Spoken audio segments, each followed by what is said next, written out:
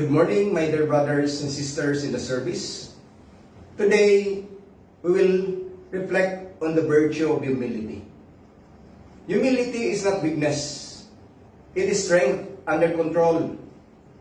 As police officers, you are entrusted with authority and power.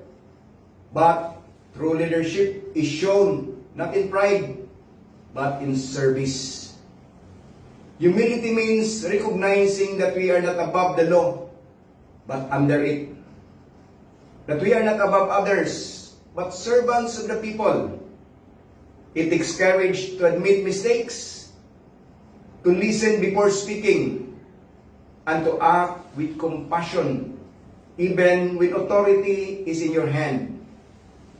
In a world that praises pride, may we choose humility.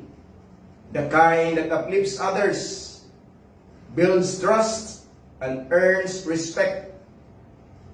As Jesus said, whoever exalts himself will be humbled, and whoever humbles himself will be exalted.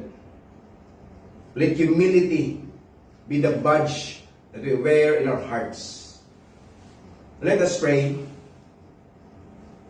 Lord God, bless us with humble hearts as we serve our people. Keep us faithful, fair, and compassionate in all that we do.